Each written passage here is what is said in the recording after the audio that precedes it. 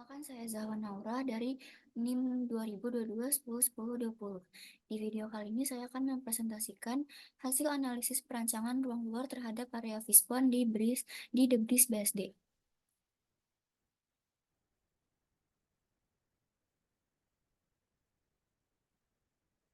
Ada peran penting terhadap perancangan ruang luar. Kawasan Fispon di Debris BSD memiliki peran penting dalam perancangan ruang luar. Ini menjadi fokus utama pemandangan dengan keindahan air, tanaman, dan kehidupan ikan yang menarik. Selain itu, Fispon meningkatkan kualitas lingkungan dengan membawa unsur alami. Area bersantai di sekitarnya mengundang pengunjung untuk bersantai, sementara keberadaannya mendorong aktivitas luar ruangan seperti berjalan-jalan. Fishpond juga membantu membangun koneksi dengan alam, memberikan pengalaman yang menyenangkan, dan menjadi tempat ideal untuk kegiatan sosial. Dengan demikian, Fishpond tidak hanya sebagai elemen estetika, tetapi juga berkontribusi besar dalam meningkatkan kualitas dan pengalaman ruang luar secara keseluruhan. Lalu di sini ada ruang lingkup pada Fishpond. Fasilitas yaitu kolam ikan yang menjadi fitur utama di area ini. Lalu ada area bersantai seperti tempat duduk yang berada di pinggir kolam ikan. Lalu ada jalur pejalan kaki yang melintasi area Fishpond. Dan yang terakhir, kafe yang menyajikan makanan dan minuman di sekitar area Fishpond. Lalu ada estetika, di sini dia mempunyai desain landscape seperti penataan tanaman hias di area tersebut. Lalu menggunakan material yang memastikan keindahan di area tersebut seperti batu, alam, dan kayu. Lalu yang terakhir ada pencahayaan lampu yang artistik untuk menciptakan keindahan pada malam hari. Selanjutnya di sini yaitu ada elemen ruang luar. Jadi di sini tuh elemen ruang luar yang ada di kawasan Fishpond. Di sini yang pertama, Fishpond ini bersifat ruang terbuka aktif. Dapat dianggap sebagai ruang terbuka aktif karena mengundang kegiatan seperti bersantai dan sebagai akses sirkulasi debris. Lalu yang kedua ada hubungan antara ruang dan waktu.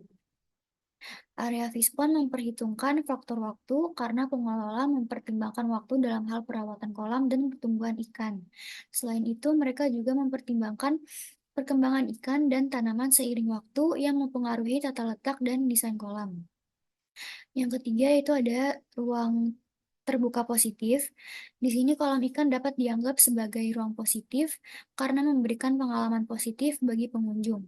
Namun perlu dihindari terbentuknya ruang negatif, misalnya dengan menjaga kebersihan dan keamanan area sekitar. Lalu, site ini juga merupakan ruang terbuka pasif.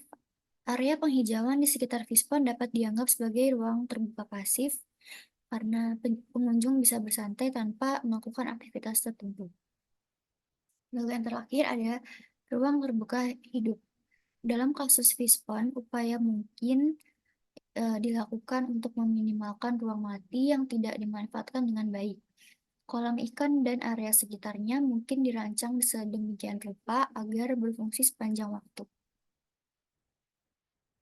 Lalu di sini ada analisis site existing pada kawasan Fishpond. Di sini saya menggambarkan respon-responnya terhadap site existing ini. Jadi respon yang pertama itu ada view. View pada site Fishpond yaitu ke segala arah karena adanya titik pusat yang berada di tengah kolam dan posisi titik tengah dan orientasinya di tengah-tengah kolam. Yang kedua di sini ada sirkulasi.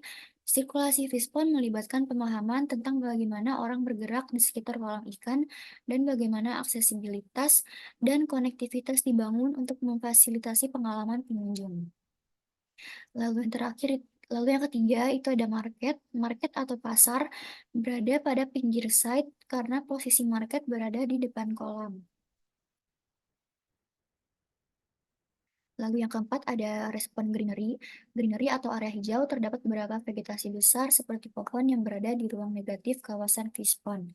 Sedangkan untuk vegetasi kecil seperti tanaman hias cukup banyak di area dekat kolam ikan.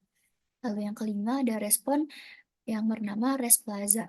Rest Plaza atau ruang istirahat terdapat di kawasan kolam. Hal ini membuat user agar bisa melakukan kegiatan seperti beristirahat sambil menikmati kesan estetis dalam nuansa kolam tersebut. Lalu yang terakhir ada performance. Tata letak di kawasan Fishpond The Breeze dirancang dengan cermat untuk memastikan pengalaman pengunjung yang optimal. Dengan posisi yang sentral, kolam ikan menjadi pusat perhatian.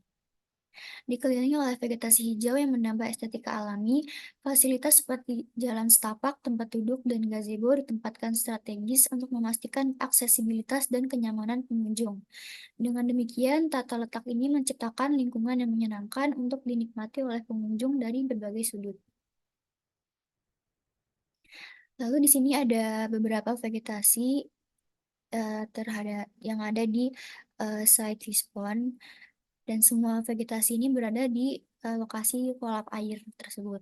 Yang pertama di situ ada, tanaman teratai, yang kedua ada eceng gondok, ketiga ada keladi air, dan keempat bambu air, dan terakhir papirus.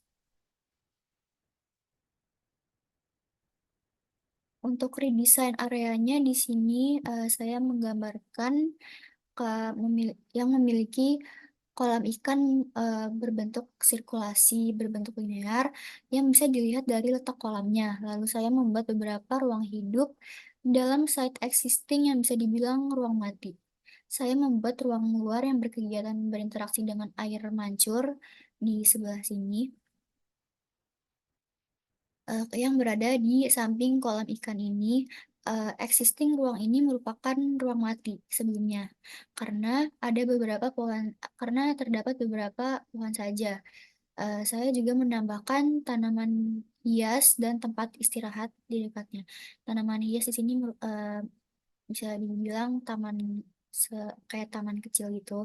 Terus di sini ada tempat untuk beristirahat atau tempat bersih-bersih karena setelah anak-anak main air mancur di sini bisa langsung ke tempat bersih-bersih. Lalu saya juga menambahkan eh, ruang untuk berkegiatan untuk yoga, dan di sampingnya di sini, saya membuat beberapa pohon agar nuansa yoganya itu menjadi sejuk. Dan di sini saya membuat, eee, seperti bentuk plaza body, tapi bukan plaza body. Di sini tuh kayak, di sini tuh seperti tempat untuk, be berkegiatan seperti berbincang atau melakukan rapat, namun ingin berada di tempat yang sejuk, tenang, dan berada di alam. Lalu saya membuatnya di tengah-tengah sini. Dan di sampingnya di sini ada tempat bermain untuk anak-anak, seperti tempat, bermain seperti perosotan dan lain-lain. Dan di sini, di pojok sebelah kanan sini saya menambahkan, ruang untuk, pertunjukan musik dan serta ruang tempat makan minum untuk beristirahat, karena di sebelah sini ada ruang untuk, eee, ruang bukan, karena di sini ada, tempat kafe di sini juga, ini kafe untuk, di tempat makan ini. Fungsi redesign tadi dilakukan untuk berbagai tujuan seperti meningkatkan fungsionalitas, efisiensi energi, keamanan, dan aksesibilitas.